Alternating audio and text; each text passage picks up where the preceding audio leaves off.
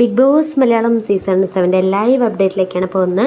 ഇന്ന് ലൈവിൽ അനുമോള് ഇന്നലെ ആര്യനോട് പറഞ്ഞതൊരു കാര്യമുണ്ടായിരുന്നു. അതായത് ബിഗ് ബോസ് അക്ബറിനൊരു കപ്പ് കൊടുക്കാനുള്ള പദ്ധതി ഒരുക്കുന്നുണ്ട്, അക്ബറിനെ വിന്നറാക്കാനായിട്ട് ബിഗ് ബോസ് ശ്രമിക്കുന്നുണ്ട് എന്നൊരു കാര്യമാണ് ആര്യനോട് അനുമോള് പറഞ്ഞിരിക്കുന്നത്. അപ്പോൾ അക്ബർ ആര്യനോട് ചോദിക്കുകയാണ്, ഇന്നലെ മൈക്ക് മാറ്റിയിട്ട് എന്താണ് അനുമോള് നിന്നോട് പറഞ്ഞത് എന്ന് ചോദിക്കുമ്പോൾ ആര്യൻ ഈ ഒരു കാര്യം പറയുന്നുണ്ട്.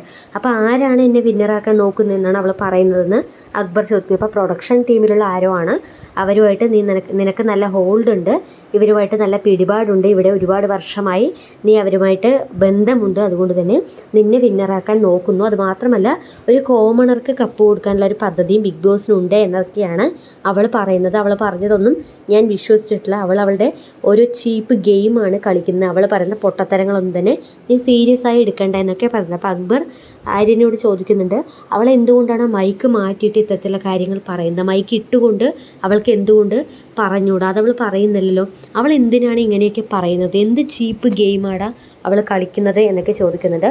പിന്നെ ബിഗ് ബോസ് എന്നെ വിന്നറാക്കാനുള്ള ഈ ഒരു ഷോ തന്നെ നടത്തുന്നത്, അവൾ എന്താണ് ഈ പറയുന്നത് എന്നൊക്കെയാണ് അക്ബറും ആര്യനോട് പറയുന്നത്.